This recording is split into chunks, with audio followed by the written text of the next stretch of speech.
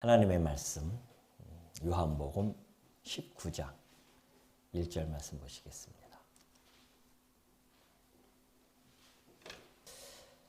이에 빌라도가 예수를 데려다가 채찍질하더라.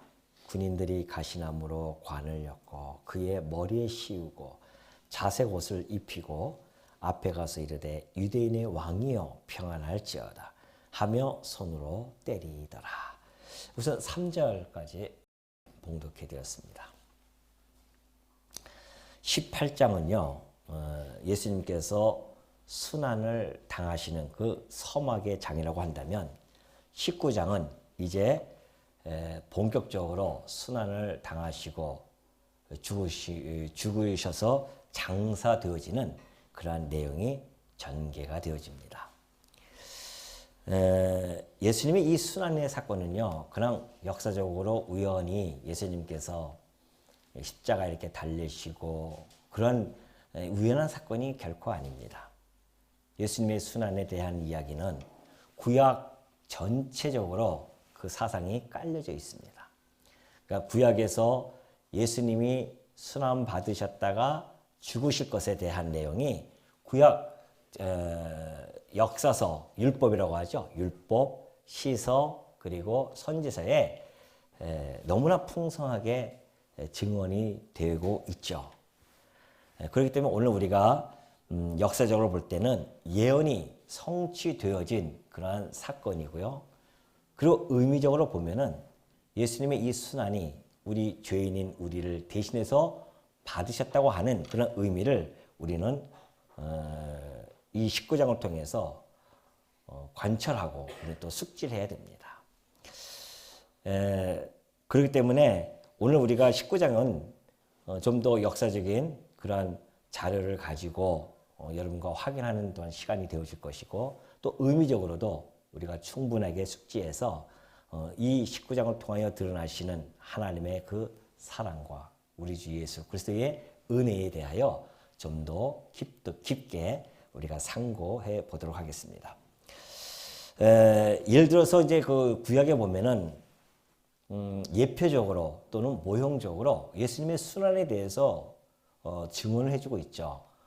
역사적으로 보면은 이스라엘 역사가 바로 거기에 있습니다. 이스라엘 역사 속에서 그들이 순환을 당하고 멸망을 당하는 그러한 사건들, 그것이 바로 예수님께서 받으실 순환과 죽음에 대한 어떠한 모형적인 사건이었다는 것입니다. 뿐만이 아니라 성전도 마찬가지입니다. 성전이 순환을 당하고 회파가 되어지는 그런 모든 과정들도 예수님이 당하실 것에 대한 모형적이었던 것이죠. 더 나아가서는 예표적인 그런 것들도 있습니다. 예를 들어서 아벨의 죽음이라든가 욥의 고난, 그리고 다윗의 순환, 이런 등등은 곧 예표적으로 예수님께서 받으실 순환에 대한 그러한 사건들을 미리 보여줬다라고 보여지죠. 이렇듯이 성경 구약 전체에 흐르고 있는 그 순환과 죽음에 대한 사상이 이제 우리가 하나하나 살펴보면서 확인해 보도록 하겠습니다. 첫째는 19장 1절에 나타났듯이 예수님을 데려다가 책찍질하는 이런 모습을 보여주고 있죠. 자, 책찍질하면 여러분 그냥 우리가 19장 1절에 읽다 보면 이러잖아요. 이에 베드로가 예수를 데려가 책찍질하더라. 그러면 슬쩍 지나갈 수가 있습니다.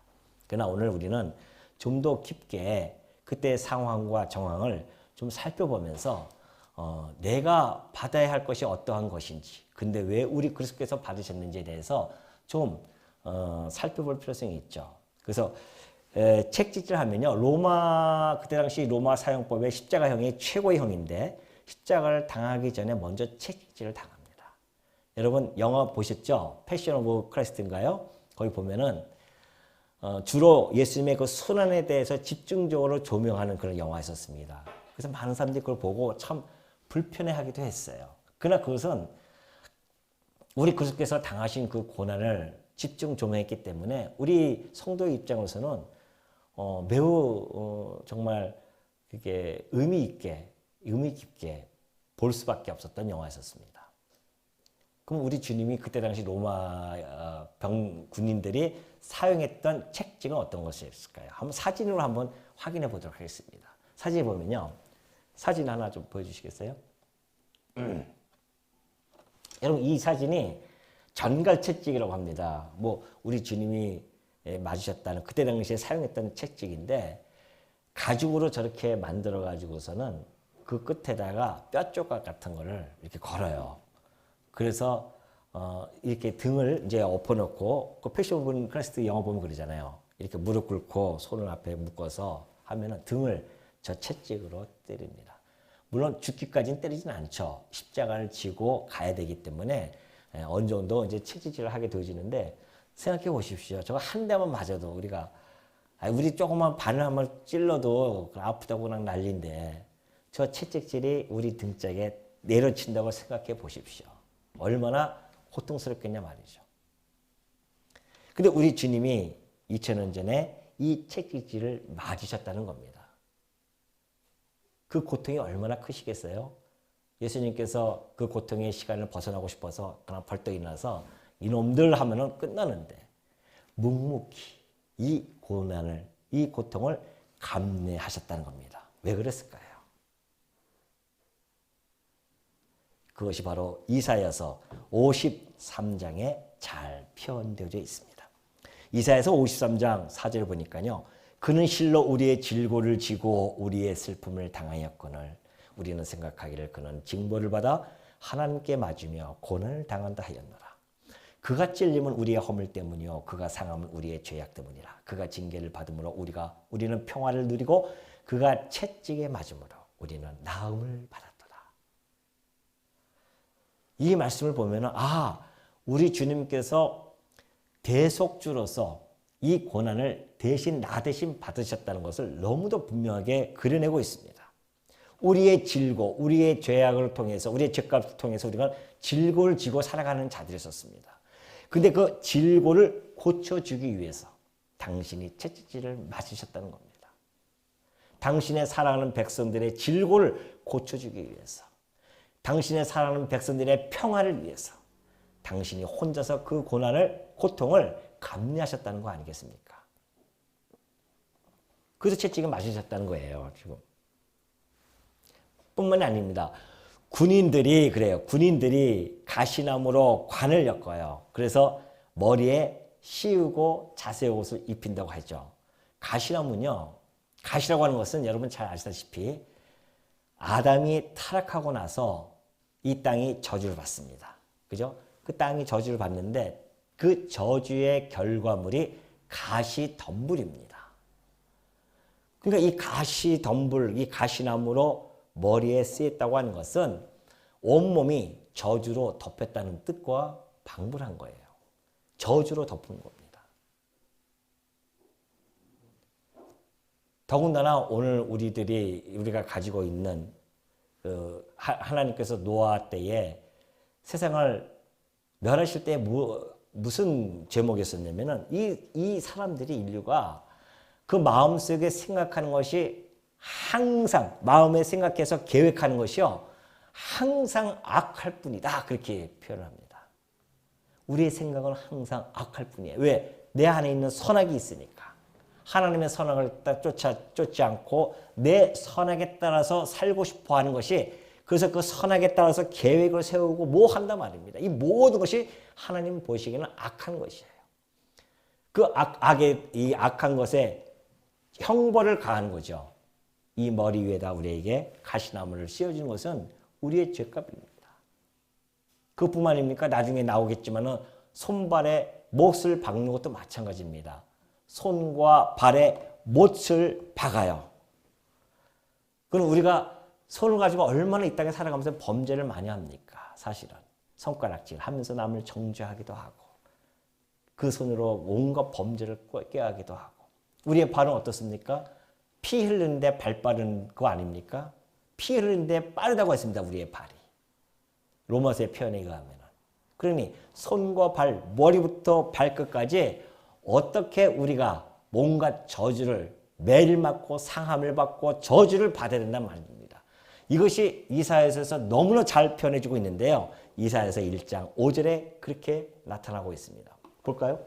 너희가 어찌하여 매를 더 맞으려고 패역을 거듭하느냐. 온머리는 병들었고 온 마음은 피곤하였으며. 이스라엘 백성들이 얼마나 잘못했는지 어디서부터 발바닥에서부터 머리까지 상한 곳이 없이 상한 것과 터진 것이에요. 죗값대로 하면 이렇게 당할 수밖에 없어요. 죗값대로 하면은 발바닥에서부터 머리까지 정수리까지 성한 곳이 없이 그저 매일 맞아야 되고 상하고 터져야 되고, 그것이 바로 우리 주님께서 십자가에서 온전히 다 고스란히 받으신 겁니다. 우리의 머리서부터 발끝까지 당해야 할 그 저주의 형벌을 우리 주님께서 고스란히 다 받으셨음을 잘 보여주고 있죠. 그렇다고 한다면 우리 주님께서 당신의 그 대속으로서 우리를 갖다가 그 가시면류관을 쓰고 계시면서 그 고통을 끝까지 감내하고 계셨습니다. 왜 그랬을까요? 아니, 그 가시면을 쓸 때 고통을 갖다가 벗어버릴 수 있잖아요. 아까 얘기했듯이 이놈들하고 일어나면 끝입니다. 그런데도 그걸 벗어날 수 있는 힘이 있음에도 불구하고 고스란히 그 고통을 감내하고 있어요. 그 가시면류관을 쓰고 머리에. 무엇을 생각하시면서 그랬을까요? 당신의 사랑하는 백성들, 당신의 사랑하는 백성들에게 의와 생명의 면류관을 씌워주고 싶어가지고서는. 우리 주님은 그 고난을 감내했다는 거 아닙니까?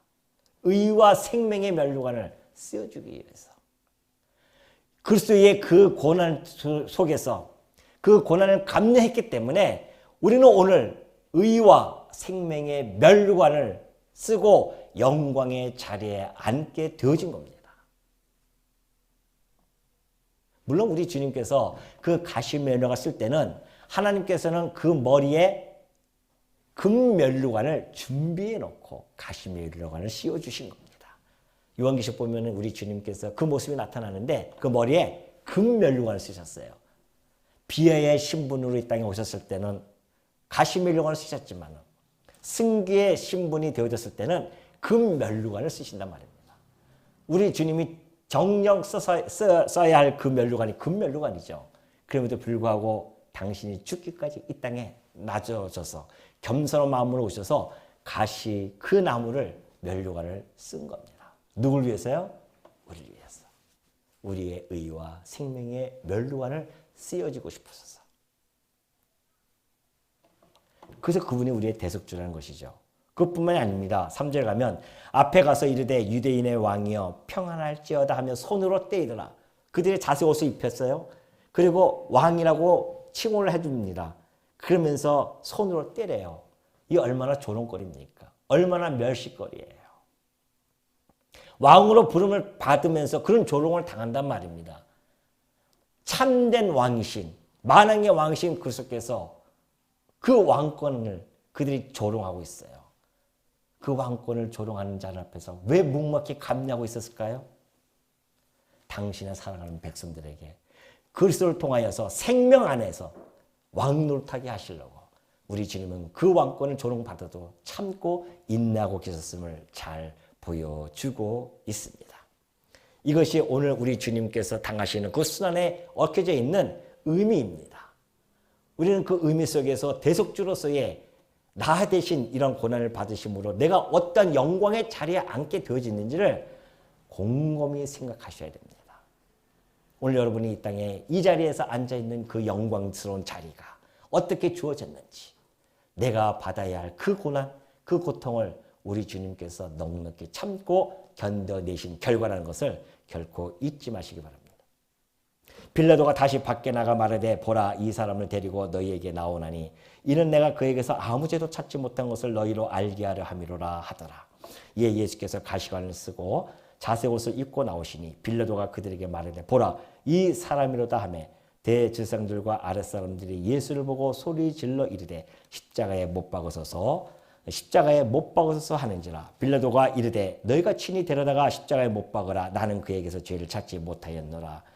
유대인들이 대답하되 우리에게 법이 있으니 그 법대로 하면 그가 당연히 죽을 것은 그가 자기를 하나님의 아들이라 함이니이다. 자, 빌라도가요 아무리 살펴봐도 예수님에게서 죄를 찾을 수 없었습니다. 그런데 그 죄 없는 예수를 빌라도가 형벌을 가했어요. 그것은 곧 자기의 불의를 드러내는 모습이 아닐 수 없습니다. 그럼에도 불구하고 그들은 유대인들의 그런 압박에 견디지 못하고 예수님을 그렇게 형벌 속에서 집어넣고 나와서 이제 이 정도 했으면 됐지 않느냐 그런 이야기죠. 이 정도 했으면 됐다. 나는 그에서 죄를 찾지 못한다. 그런 이야기를 하고 있습니다. 그러면서 십자가형을 요구하는 그들에게 이제 그만하자 그런 뜻이에요. 자기가 보더라도. 그런데 그 유대인들은요 소리 지릅니다. 6절을 보니까 소리 질러 이르되 십자가에 못 박으소서 십자가에 못 박으소서.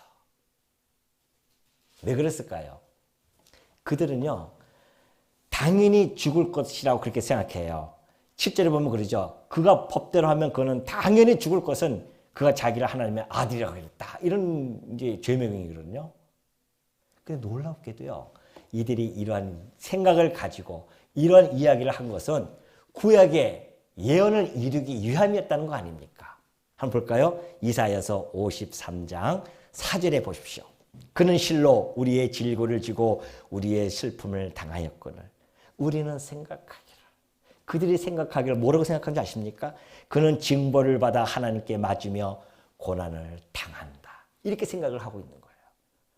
그는 하나님을 모독했기 때문에 징벌을 받아서 지금 하나님께 맞고 고난을 당한다고 생각을 하고 있단 말입니다. 지금 이들이 그걸 주장하고 있는 거 아니겠어요?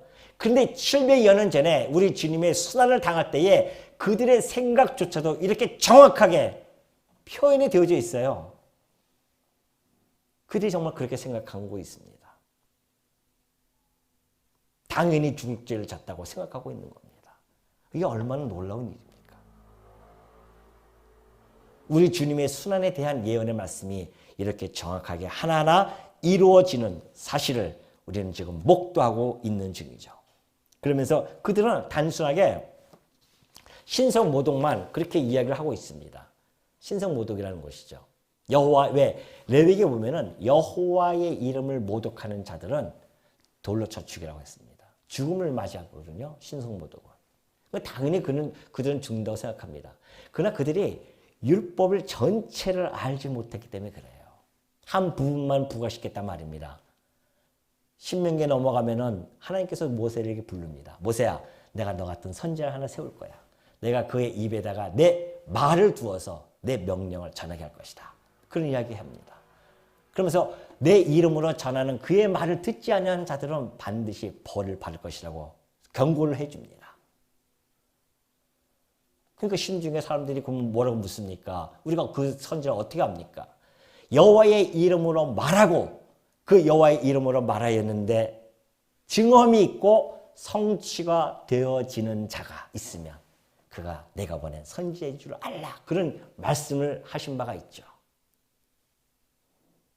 그런 것들을 이 사람들이 알았다고 한다면 아마 그렇게 하지 못했을 것입니다. 왜? 우리 주님이 오셔서 계속해서 이야기했거든요.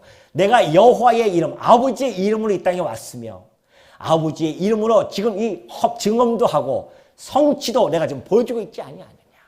내가 하는 이 모든 말, 내가 하는 이 모든 행동이 아버지의 이름으로 내가 지금 행하고 있는 것이다.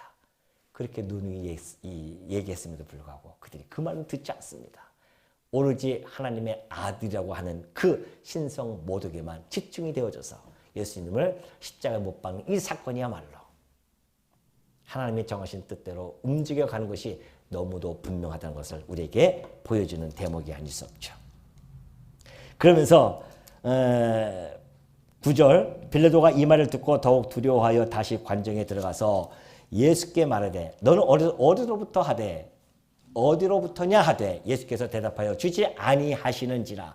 예수님께서 이 침묵을 당하는 것도요. 그가 곤혹을 당할 때에 그 입을 열지 아니한다고 하는 그 예언의 말씀이 이것도 역시 이루어지고 있는 중이죠. 빌라도가 이르되 내게 말하지 아니하느냐 내가 너를 놓을 권한도 있고 십자가에 못 박을 권한도 있는 줄 알지 못하느냐. 빌라도는요. 철저히 인본주의적인 생각을 가지고 있는 자이기 때문에 착각 속에 있는 거예요. 자기는 가이사로부터 로마 황제 가이사로부터 권세를 받았기 때문에 그 권세를 가지고 내가 지금 권세를 행한다고 하는 겁니다. 그 권세가 인간으로부터 출발되어졌다는 것을 이 빌라도는 생각을 하고 있는 자예요. 이것이 인본주의적인 착각 아닙니까? 마치 그 도끼가 찍는 자를 대해서 스스로 자랑하는 것과 같다는 겁니다. 톱이 켜는 자 앞에서 스스로 큰 차는 것과 같다는 겁니다. 그것은 마치 막대기가 드는 자를 갖다가 움직이려는 것과 같다는 것이죠. 이것이 바로 이사야 선지자를 통해서 해줬던 경고였었습니다. 지금 빌라도가 그런 짝 아니겠어요? 자기는 도끼에 불과할지언데 찍는 자를 향해서 자기가 스스로 큰 채한다 말입니다. 아니 지금 주권자이신 그리스도 앞에서, 만왕의 왕이신 그리스도 앞에서 그 권세를 주시기도 하시고 빼앗기도 하실 수 있는 그 권세자 앞에서 자기의 알량한 그 권세를 자랑한단 말입니다. 그러니까 우리 주님이 말씀하시는 거예요. 위에서 주지 아니하셨더라면 나를 해야 할 권한이 없었으리니 그러므로 나를 내게 넘겨준 자의 죄는 더 크다 하시니라. 위에서 그 권한을 줘야 된다는 겁니다. 하나님께서 너에게 그걸 줬기 때문에 네가 이 일을 지금 하고 있는 것이지. 다시 말해서 이것은 하나님의 정하신 뜻에 따라서 네가 움직여가고 있는 뿐이야. 하나님의 주권의 역사일 뿐이지 네가 권세가 있어서 내 앞에서 이렇게 지금 톱으로서 그리고 도끼로서 사용되어질 뿐이지. 네가 감히 그 등자를 갖다가 그 등자 앞에서 스스로 자랑하고 스스로 큰 치 아니냐 말이죠. 그걸 정확하게 빌라도에게 가르쳐줍니다. 그러면서 나를 내게 넘겨준 자의 죄는 더 크다 하시니라. 넘겨준 자가 누굽니까? 가야바 아닙니까? 가야바가 넘겨줬어요.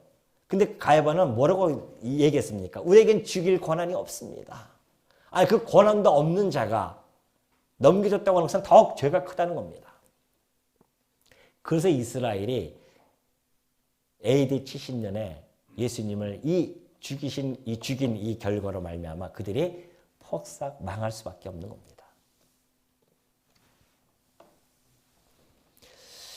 12절 보면은 이러함으로 빌라도가 예수를 놓으려고 힘썼으나 유대인들이 소리질러 이르되 이 사람을 놓으면 가이사의 충신이 아니니이다. 무릇 자기를 왕이라 하는 자는 가이사를 반역하는 것이니이다.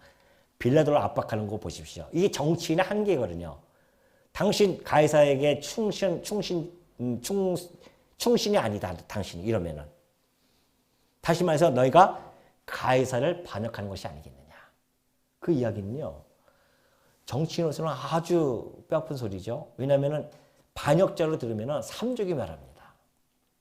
꼼짝 못하는 거죠. 그래서 결국 그 압박에 견디지 못하고 빌라도는 이 말을 듣고 그러죠. 내줄 수밖에 없었습니다. 이 말을 듣고 예수를 끌고 나가서 돌을 깐 뜰에 있는 재판석에 앉아있더라. 이 날은 유월절의 준비일이요 때는 제6시라. 빌라도가 유대인들에게 이르되 보라 너희 왕이로다. 유월절의 준비일. 유월절 어린 양으로서 오셔가지고선 지금 유월절 어린 양으로 제물이 바쳐질 것에 대해서 지금 급격하게 돌아가는 상황을 잘 전달해주고 있죠. 요한은 그걸 놓치지 않습니다. 당시 예수님께서는 유월절 어린 양인데 지금 유월절의 이날에 지금 예수님께서 그 어린 양으로서 준비가 되어진다는 사실을 잘 보여주고 있죠. 그러면서 이제 15절에 보면은 그래요. 그들이 소리 지르되 없이 하소서 그를 십자가에 못 박게 하소서. 빌라도가 이르되 내가 너희 왕을 십자가에 못 박으랴. 대제사장들이 대답하되 가이사 외에는 우리에게 왕이 없나이다 하니 이에 예수를 십자가에 못 박도록 그들에게 넘겨지니라. 드디어 그들이 자기네들의 왕을 멸시하고 버리는 이런 사건이 벌어집니다. 구약에서는요. 당신의 백성들에게 철저하게 버림을 받고 멸시를 당하고 조롱을 받고 버림을 당할 것을 예언되어 있습니다. 이것이 이사야서 53장 3절 아까 봤었죠. 그는 멸시를 받아 사람들에게 버림받았으며 그렇게 되어 있어요. 간고를 많이 겪으며 질고를 하는 자라. 그렇게 쭉 써 있죠. 자, 멸시를 받아서 사람들에게 버림받을 것을 이미 700여 년 전에 예언되어진 바가 있습니다. 그 예언되어진 대로 지금 우리 주님께서는 그들에게 철저하게 버림을 받고 있는 중입니다. 근데 여러분, 우리는 이 말씀을 보면서 이들의 외치는 그 소리를 그냥 지나가면 안 됩니다. 이 소리가 그냥 여러분들이 지나가면 성도를 할 수 없습니다. 성도는 이들의 외침 속에서 하나님의 법정에서 내가 멸시를 받고 조롱을 받고 그래서 내가 버림을 받을 것을 읽어내지 못하면 안 됩니다. 세상 법정에서 우리 주님이 지금 조롱과 멸시를 받고 버림을 당하지 아니하였다고 한다면 여러분과 저는 하늘나라의 법정에서 조롱과 멸시와 버림을 당한다는 겁니다. 우리 주님께서 지금 이 세상 법정에서 이러한 멸시와 버림을 당하였기 때문에 우리가 하늘 법정에서 멸시와 버림을 당하지 않는다는 겁니다. 지금 이들의 외침은 곧 하나님의 공의가 우리를 향해서 십자가에 못 박으라는 그 외침의 소리로 들려야 된단 말입니다. 우리 주님이 만약에 이런 소리를 듣지 않으셨다고 한다면요, 하나님의 공의는 우리를 향해서 외칩니다. 어떻게 해요? 하나님을 향해서 하나님한테 주여 저들을 십자가에 못 박으시옵소서. 우리가 그 소리를 안 듣는 이유가 뭡니까? 우리가 그 소리를 안 듣는 이유가 무엇이 있겠어요? 바로 우리 주님께서 이 소리를 들으셨기 때문에 그래요. 세상 법정에서 십자가에 못 박으라는 그 소리를 들으셨기 때문에 우리는 하나님의 공의 앞에서 그런 소리를 듣지 않는 겁니다.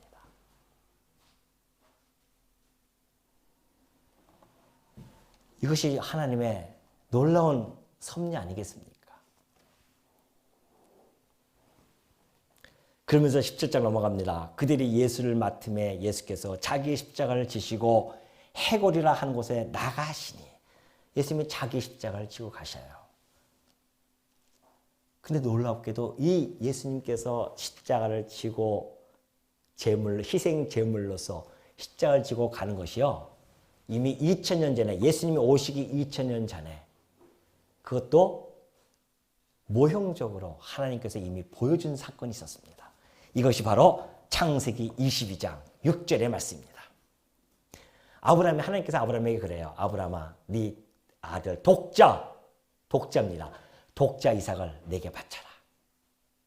아브라함은 그 독자를 데리고 갑니다. 근데 모리아산으로 갈 때 어떻게 했어요? 번제 나무를 가져가다가 누구에게? 그의 아들 이삭에게 지웁니다. 그리고 올라가요. 2000년 전에, 예수님 오시기 2000년 전에. 근데 그 2000년 전에 그 사건이 2000년 후에 하나님의 독생자이신 예수님께서 이 땅에 오셔서 당신이 죽으실 그 십자가를 지고 지금 가는 겁니다. 그 사건에 대한 모형적인 예표적인 사건이었습니다. 하나님께서는 2000년 전에 그걸 미리 다 선언하고 선포하고 있었습니다. 내가 반드시 내 독생자를 이 땅에 보내주어서 번제나무 위에다가 그의 희생 제물을 내가 하기 위해서 그 나무를 지고 올라가게 할 것이다. 그것이 2000년 후에 예수님을 통하여서 고스란히 성취가 되어지고 있는 상황입니다. 우리 주님께서 그 십자가, 그럼 하나님께서 왜 그 십자가를 지려고 했을까요? 우리의 모든 죄악을 어떻게 해요? 그 아들에게 담당시켰다는 거 아닙니까? 그러니 그 죄악, 죽음의 십자가를 지고 그 골고다 언덕으로 올라가는 겁니다. 주님이 지신 그 십자가로 인해서 우리가 안 질 수가 있는 겁니다. 아니면 우리가 지고 올라가야 돼요. 그거 하나 우리가 끌고 올라가야 됩니다. 아니 우리 이 의자 하나 그때 장의자 밑에부터 올라오는데 몇 명이 달라붙었습니까? 두세 명이 막 힘들어가지고 쩔쩔매지 않습니까? 근데 그 십자가라고 하는 것이 그게 원목일 텐데 혼자서 그걸 지고 가는 거 보십시오. 그 자리에 내가 져야 되는데 우리 주께서 그 십자가를 지고 가셨다는 거 아닙니까? 무엇을 위해서? 내 죄악을 담당하기 위해서. 하나님께서 당신 아들에게 죄악을 담당시켰다는 겁니다. 근데 놀랍게도 어디로 올라가십니까? 골고다, 곧 해골이라고 하는 곳입니다. 해골이 뭐예요? 죽은 자들의 뼈 아닙니까? 죽음을 상징하는 곳입니다. 범죄자들은 그곳에 올라갈 때는 죽음의 종로를 타기 위해서 올라가지만 우리 주님께서 올라가실 때는 생명의 주이시기 때문에 죽음의 종로 타기 위해 올라가는 것이 결코 아닙니다. 우리 주님이 그 골고다 그 해골에 올라가실 때는 생명의 주로서 생기를 우리들에게 불어넣기 위해서 올라가는 겁니다.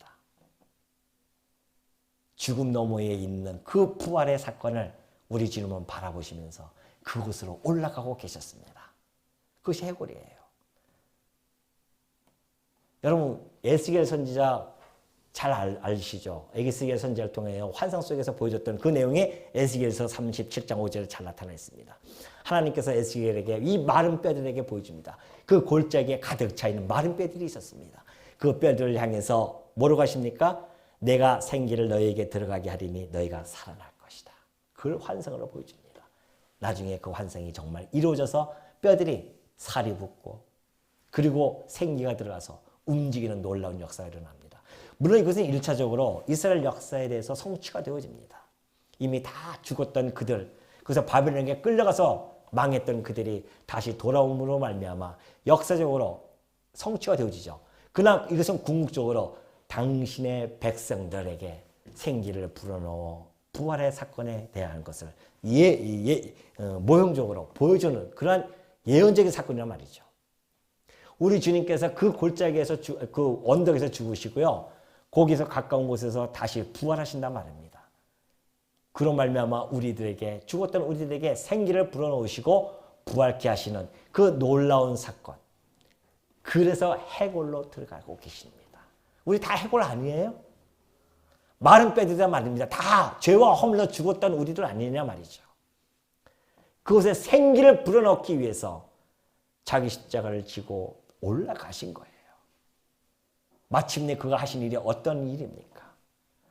당신의 백성들의 죄값을 다 소멸시켜 주시고 당신의 백성들에게 생기를 불어넣어 주어서 마침내 우리에게 중생시키시고 부활을 시키심으로 말미암아 영원토록 하나님과 더불어서 살게 해주시겠다고 하는 그 일념으로 우리 주님께서는 그 온갖 고난을 지금 담당하고 계십니다.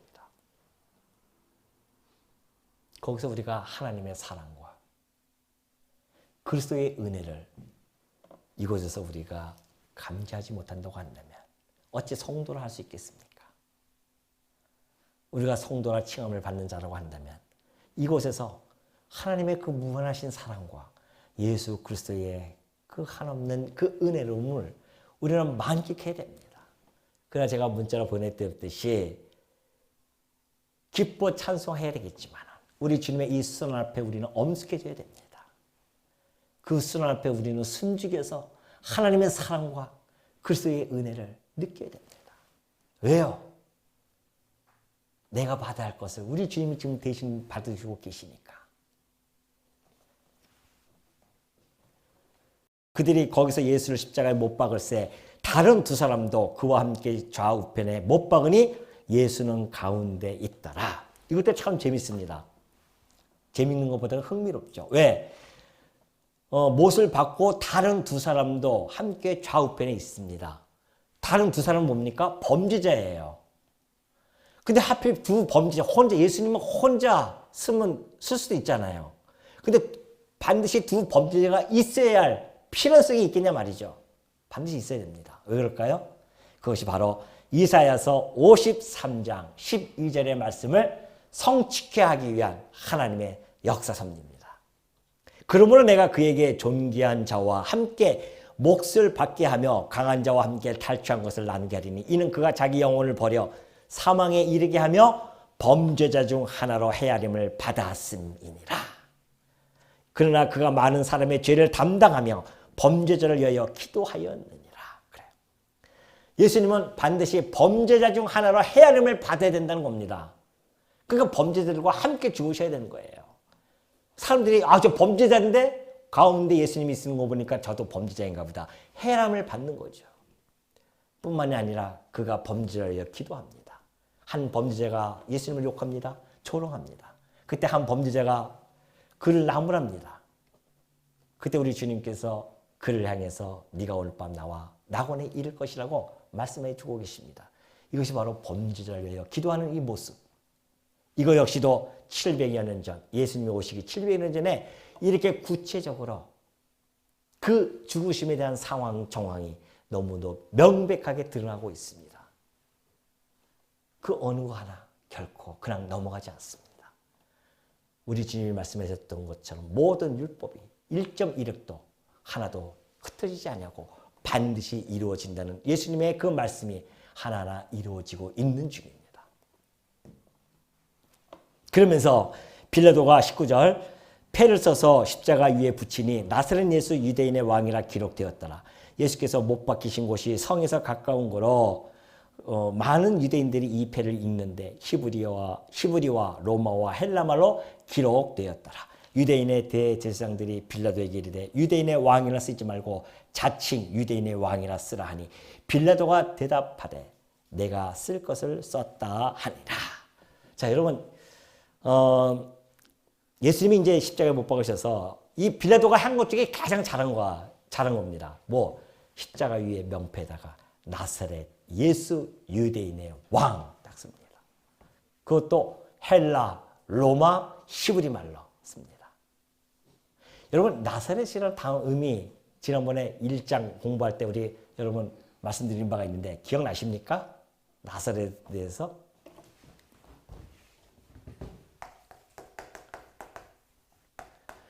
나사렛이라고 하는 것은 촌동네입니다. 그러죠? 사람들이 촌동네라고 하는 곳이에요. 멸시를 받는 곳이었습니다. 예수님은 그곳에서 자라나셨어요. 그래서 나사렛 예수라는 이 칭호를 얻습니다. 멸시받는 칭호이죠. 그러나 이 나사렛에는 단순하게 멸시받는 그런 칭호만 있는 것이 아닙니다. 지난번에 말씀드렸듯이 한번 기억을 한번 상기시켜 보겠습니다. 다양한 방식으로 우리가 접근이 가능한데요. 첫째는 아까 얘기했듯이 이사야 선지자를 통해서 연한 순 그리고 멸시를 받는다고 분명히 그랬죠. 구약에서 보여주면은 연한 순 갖고 멸시를 받아 사람에게 버림을 받았다 그렇게 이야기합니다. 그래서 나사렛 예수는 멸시를 받는 자라는 뜻입니다. 그래서 멸시를 받아요. 이 멸시를 받는다고 하는 것은 여러분 구약에서 선지자들은요 반드시 자기 고향에서 멸시를 받아요. 환영을 받지 못했습니다. 선지자들은 조롱과 멸시의 대상이었습니다. 그러니까 이 멸시라고 하는 것은 어떠한 선지자적인 그런 의미를 담고 있어요. 그래서 나사렛 예수 하면은 멸시받는 그런 자이구나 라는 것을 구약에 예언되어진 대로 조롱과 멸시와 버림의 대상이 되어졌음을 보여줍니다. 그러나 나사렛에는 이 용어가요 구약 성경에는 없어요. 근데 그러나 나사렛이라는 히브리 말 중에 동일어가 하나 있습니다. 그것이 바로 네첼이에요. 네첼이라고 하는 이 단어는 이사야 11장에 보면 그러죠. 이새의 줄기에서 한 싹이 나요. 그리고 이새의 뿌리에서 한 가지가 난다고 했습니다. 그러죠? 그러니까 그 이야기는 이새의 뿌리, 곧 다윗의 후손이라는 뜻입니다. 가지라는 뜻인데 이것은 곧 다윗의 후손. 다윗의 후손이 뭐예요? 왕권이에요, 이게. 다윗의 후손이라는 뜻은 왕의 후손으로 온다는 겁니다. 구약에 예언되어진 대로 아브라함과 다윗의 후손으로 왔다는 뜻입니다. 이것이 바로 네츠라는 동일어예요. 히브리어에서 봤을 때는. 그런 의미를 가지고 있고요. 또 하나는 이 네체르라는 이 단어는요. 또 같은 동일시 되어지는 단어가 있습니다. 자, 가지라고 하는 것은 성별되어지다, 구별되어지잖아요.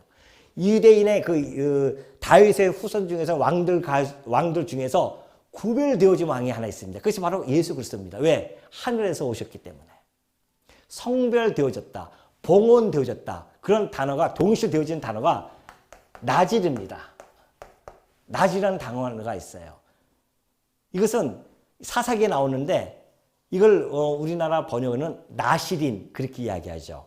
나시리라는 뜻은 성별되다 또는 봉헌된 자, 봉헌된 자 이런 뜻을 가지고 있습니다. 구별되어졌다는 뜻입니다. 성별되어지고 봉헌하는 자는 누굽니까? 제사장적인 의미를 가지고 있죠. 제사장입니다. 그렇다고 한다면 이 모든 선지자, 왕권, 제사장 이 모든 것은 뭘 이야기합니까? 메시아를 이야기하는 거죠. 그리스도, 메시아를 이야기합니다. 그러니까 다시 말해서 구약에 약속되어진 대로 메시아가 왔는데 그는 멸시를 받고 그리고 한 다윗의 후손으로서 성별되어진 그러한 예수, 메시아 곧 예수 유대인의 왕이라는 뜻입니다.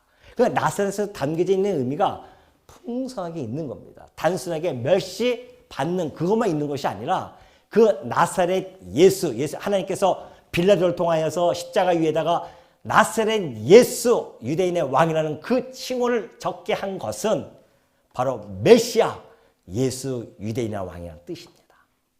그걸 적어주신 거예요. 그것도 어떻게 해요? 히브리, 헬라, 로마를 통하여서 메시아 예수 곧 유대인의 왕이지만 그는 온 민족을 구원해 줄 수 있는 그러한 구속주로 오셨음을 전 세계에 선포하는 겁니다. 여러분, 세상에 이런 내용이 세상에 어디 있습니까? 이건 참 이게 진리가 아니고서야 어떻게 이런 일들이 벌어질 수 있냐 말이죠. 구약의 전체적인 것을 그 십자가 맨 꼭대기 위에다가 요약해서 한마디로 딱 적어놓은 거란 말입니다. 메시아 그리스도인 예수의 유대인의 왕. 이곳에서 우리를 위해서 십자가에 죽으셨다는 겁니다. 이 진리가 2000년 전에 울려 퍼졌고 그 진리의 힘이 얼마나 강력한지 2000년이 흐른 이 시대에 온 땅 위에 그리스도의 복음이 편만해졌고 오늘 이 땅에 한국 땅에도 와서 여러분과 제가 예수 그리스도를 그 편말에 써있는 나사렛 예수 유대인의 왕을 우리의 구속주로 믿고 살아가고 있지 않습니까? 그리스도의 그 십자가 사건을 통해서 우리는 하나님의 풍성하신 사랑과 그리스도의 한없는 그 은혜를 깨닫고 살아가는 존재들입니다. 오늘 이 아침에 이 자리에 이 놀라운 복된 자리에 우리를 앉게 해주신 하나님의 사랑과 그리스도의 은혜가 어찌 크지 않을 수 있겠습니까? 그래서 우리는 날마다 그를 찬송할 수밖에 없습니다. 그리스도께서 보여주신 이 은혜, 하나님께서 보여주신 그 사랑 앞에 우리는 날마다 무릎을 꿇고 그거 하나만 가지고도 일평생 감사와 찬송과 찬양이 넘칠 수밖에 없음을 여러분 마음속에 꼭 간직하시고 우리의 작은 입술이지만 우리가 살아있는 그 시간까지 불평불만하지 아니하시고 오로지 이 놀라운 것을 허락해 주신 하나님과 우리 주 예수와 성령 하나님께 감사와 찬양이 끊이지 않는 성도님들이 되어지시기를 간곡히 당부드립니다.